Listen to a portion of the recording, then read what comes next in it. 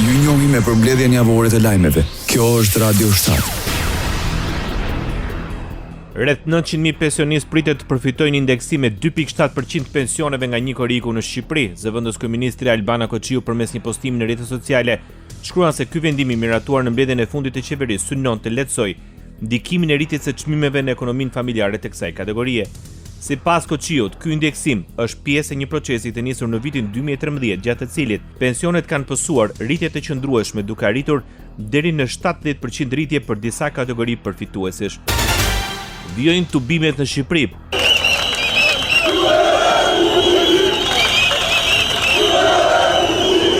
Protestuesit zgjodhen të shprehin revoltën e tyre edhe nëpërmjet mesazheve të dhëna me anë të pankartave. Kur populli flet, akuzohet, kur del skandali arsyetohet, Rama jep dorë që në gjithë Shqipëria është kundër teje. Spak arrestoi Ballokun, ishin disa prej pankartave të protestuesve. Gjatë paradites, ata goditen me vezë në makinat e deputetëve para kryeministrisë. Kjo shkaktoi tension, ndërsa disa prej tyre u shoqëruan në polici dhe më pas u liruan.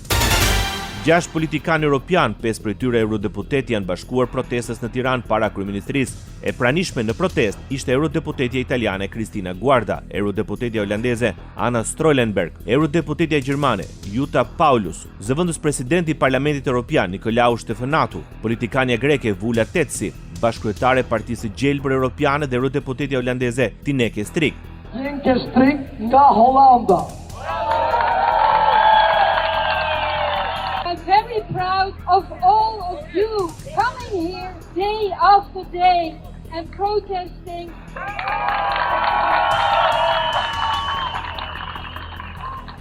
Krahas protestuesit shpalosën një banderol me mbishkrimin "Ju erdhi fundi" në faqen vallore të Universitetit Politeknik të Tiranës. Kjo shkaktoi tension mes protestuesve që mësyn në ambientet e brendshme të institucionit arsimor.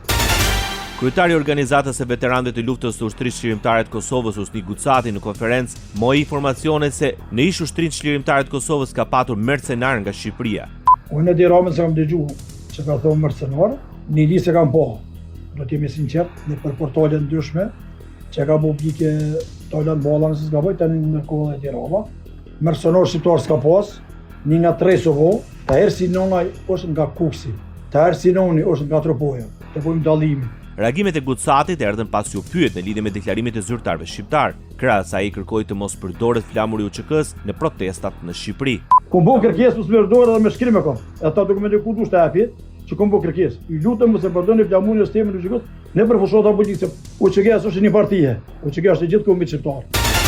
Kryeministri Edi Rama është besim plot se protestuesit do të fitojnë bashkë me Shqipërinë. Dhe nga e gjithë kjo vorbull, shumica e qeverisë do të dalë me vullnetin e ri për të rirë, për të qenë shumë më afër me popullin. Sipas Ramës, qytetarët kanë të drejtë të protestojnë pavarësisht se kush i drejton, manipulon, përdor dhe abuzon me hallet e tyre. Kryeministri i Shqipërisë kërkon që ai që buron nga halli shqetësim me probleme reale të jetës së çdo protestuesi apo simpatizanti të protestës duhet kthyer dhe do të kthehet në energji për Shqipërinë 2030 në Bashkimin Evropian.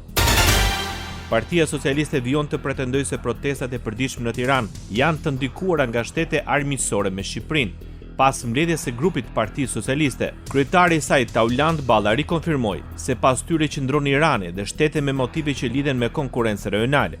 Brenda kësaj proteste janë përfshirë dhe element që nga dita e parë, që kur e fryn këtë tullumbacaj që pothuajse ka plasur tani më, duket qartë që janë interesa që lidheshin me konkurrencë rajonale turistike, me interferencat huaja të vendeve jo miqësore me Shqipërinë dhe dita ditës kjo histori po zbardhet, ky tullumbac po shfryhet. Krasaj, Balla deklaroi se qeveria nuk e heq dorë nga projekti në Zvërnec si një mundësi e madhe për Shqipërinë.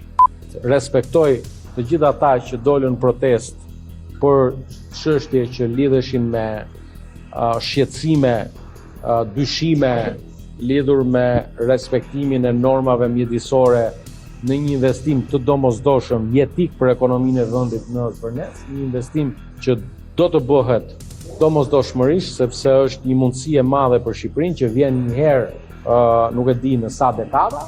Krasaj, Tauland Balla deklaroi edhe një herë se nuk do të pranojë kërkesat e opozitës për mocion me debat. Aktualitet. Komisionerja për zgjerimin e Bashkimit Evropian Marta Kos përgëzoi edhe një herë rrugtimin e Shqipërisë dhe Malit të Zi drejt integrimit. Përmes rrjeteve sociale ajo shkruan se gjatë kësaj periudhe Shqipëria arriti të përmbush standardet e ndërmjetme për grup kapitullin themelor, duke marrë një vlerësim pozitiv për raportin i bar. Ajo vlerëson se Shqipëria do të fillojë mbylljen e kapitujve, ndër të tjera shkruan se 10 kapituj u hapun me Ukrainën dhe Moldavin dhe 4 u mbyllën me Malin e Zi. Për herë të parë në 17 vjet filluan punën për një traktat pranimi për një shtet të ri antar dhe paraqitën paketën financiare në funksion të pranimit të Malit të Zi, deklaroi Komisionera Evropiane për zgjerimin Marta Kos. Ambasadori i Bashkimit Evropian në Shqipëri në konferencën ndërkombëtare ndërveprimi i drejtësisë me media shpreh shqetësimin e tij se ende nuk është ndryshuar mendësia në radhët e anëtarëve të sistemit të drejtësisë. Silvio Gonzato kërkoi jo vetëm miratim dhe zbatim të ligjeve nga ana e magjistratëve, por sjellje profesionale dhe udhëheqje morale. Institucionet në vetvete nuk krijohen vetëm nga ligjet, nga rregulloret, sepse institucionet kërkojnë edhe ndryshim kulture, mendësie të atyre njerëzve që punojnë në këto institucione. Pra, unë nuk jam i bindur ende që është arritur ky ndryshim mendësie. Pra, ndonjëherë ka një hezitim për të pranuar natyrën kolegjiale të disa vendimeve që janë të rëndësishme që duhet të marrin institucionet e drejtësisë. Magjistratëve të rinj, ai u kujtoi se puna e tyre kërkon kurajo, integritet dhe ndershmëri. Kryetari i grupit parlamentar të Partisë Demokratike në një konferencë për shtypi ka kërkuar prokurorisë së posaçme antikorrupsion për të drejtuar kuvendit me kërkesën për heqjen e imunitetit të deputetes Belinda Balluku dhe arrestimin e saj. Teksti është vendimtar, sepse pozita penale e ish zëvendës kryeministres është rënduar sipas vetë njoftimit publik të datës 4 qershor të prokurorisë posaçme me dyshimin për kryerjen e 2 veprave të reja penale, korrupsion pasiv dhe pastrim parash. Krahasaj Gazmend Bardhi akuzoi SPAK për standard të dyfisht në trajtimin e dosjes së ish zëvendës kryeministres, pasi sipas tij kur rëndohet pozita penale, duhet të rëndohet edhe masa e sigurimit. 6 muaj më parë, drejtuesi i prokurorisë posaçme na argumentoi në kuvend lidhur me kërkesën që kishte paraqitur se rëndimi i pozitës penale shton rrezikun e të pandehurës apo personit në ndërtim dhe dikton nevojën për një masë sigurimi më të rëndë. Prokurori i përgjithshëm i Shqipërisë, Olcian Çela, në konferencën kombëtare të ndërveprimit të drejtësisë me median, vlerësoi se transformimi teknologjik është ai që shkundi drejtësinë e vjetër. Çela kujtoi se modernizimi i formave të strategjisë së komunikimit është kthyer në domosdoshmëri. Trendet e lëkundshme të perceptimit publik, si rrjedhoj e këtyre zhvillimeve, përcaktojnë shpesh kahun e politikave apo të vendimeve të rëndësishme. Në këtë kontekst mendoj se duhet parë trajtuar edhe raporti i institucioneve të drejtësisë dhe me publikun dhe median si ndërmjetës të rëndësishëm në këtë komunikim. Nuk është e lehtë për institucionet tradicionale të përshtatshme në kohë këtyre zhvillimeve transformuese shoqërore. Aq më tepër për organet e drejtësisë që teksa duhet kryejnë funksione të cilat kërkojnë shpesh një nivel të lartë diskrecioni, duhet gjithashtu të sigurojnë transparencën e nevojshme për publikun, thelbësisht kjo e rëndësishme në një shoqëri të demokracisë liberale. Më shumë koordinim institucional, time financiare si dhe një politikë penale më efektive është thirrja e kreut të SPAK mbi luftën kundër krimit zgjedhor. Gjatë raportimit në Komisionin e Posaçëm Parlamentar për Reformën Zgjedhore ku u diskutua për efikasitetin e masave penale në procesin zgjedhor, Klodian Brau këshilloi hartimin e një strategjie kombëtare për parandalimin, identifikimin dhe hetimin e krimit zgjedhor. Nga përvoja e vitit 2025, SPAK-u vlerëson se reforma zgjedhore duhet të prodhojë tre rezultate konkrete. Së pari duhet të vlerësohet hartimi një strategjie kombëtare për parandalimin, identifikimin dhe hetimin e krimit zgjedhor. Përvoja tregon se krimi zgjedhor nuk është çështje e një institucioni të vetëm dhe nuk trajtohet vetëm nëpërmjet reagimit penal pas kallëzimit. Ai kërkon një qasje të integruar ku parandalimi, monitorimi administrativ, raportimi qytetar, verifikimi policor, hetimi penal dhe kontrolli financiar të funksionojnë si pjesë e të njëjtit mekanizëm institucional. Ndër të tjera, Brau vlerësoi task forcën me SPAK, KQZ-s dhe prokurorisë së përgjithshme dhe në këtë kushte kërkoi përfshirjen edhe të policisë së shtetit dhe agjencisë së inteligjencës financiare me institucionet e tjera që kanë rol në verifikimin e indicjeve dhe gjurmimin e burimeve financiare. Protokolli bashkëpunimit ndërinstitucional duhet të kalojë nga instrumenti përkohshëm për një cikël zgjedhor, një mekanizëm të qëndrueshëm dhe të përhershëm të normuar me ligj. Ky mekanizëm duhet të përfshijë jo vetëm SPAK-un, Prokurinë e Përgjithshme dhe KQZ-n, por edhe Policinë e Shtetit, Agjencinë e Inteligjencës Financiare, si dhe institucionet e tjera ligjzbatuese që kanë rol në verifikimin e indiceve, në gjumimin e burimeve financiare dhe në dokumentimin e rasteve. Një tjetër pikë ku SPAK kërkon ndërhyrje është politika penale për krime zgjedhore, duke kërkuar ashpërsim të dënimeve. Duhet të vlerësohet rishikimi politikës penale për format më të rënda të krimit zgjedhor. Kjo nuk duhet kuptuar si një rritje mekanike e dënimeve për çdo rast, por si nevojë për të vlerësuar nëse marzhet aktuale të dënimit janë të përshtatshme kur veprat penale kryhen në bashkëpunim apo kur kryhet më shumë se një herë. Kryetari i grupit parlamentar të Partisë Demokratike në një konferencë përshtypje ka kërkuar prokurorisë së posaçme antikorrupsion për të drejtuar kuvendit me kërkesën për heqjen e imunitetit të deputetes Belinda Balluku dhe arrestimin e saj. Teksti është vendimtar, sepse pozita penale e ish zëvendës kryeministres është rënduar sipas vetë njoftimit publik të datës 4 qershor të prokurorisë posaçme me dyshimin për kryerjen e 2 veprave të reja penale, korrupsion pasiv dhe pastrim parash. Krahasaj Gazmend Bardhi akuzoi SPAK për standard të dyfisht në trajtimin e dosjes së ish zëvendës kryeministres, pasi sipas tij, kur rëndohet pozita penale, duhet të rëndohet edhe masa e sigurimit. 6 muaj më parë, drejtuesi i prokurorisë posaçme na argumentoi në kuvend lidhur me kërkesën që kishte paraqitur se rëndimi i pozitës penale shton rrezikun e të pandehurës apo personit në ndërtim dhe dikton nevojën për një masë sigurimi më të rëndë. Refuzimi i kërkesës së kryetarit të grupit parlamentar të Partisë Demokratike Gazmend Bardhi për mocion me debat me kryeministrin Edi Rama është bërë shkak për përplasje në sallën e Kuvendit të Shqipërisë. Kryeparlamentari Niko Peleshi sqaroi se shkak për refuzimin e kërkesës është bërë pretendimi se çështjet e ngritura nga opozita kanë natyrë legjislative dhe nuk kërkojnë sqarime mbi veprimtarinë e Këshillit të Ministrave.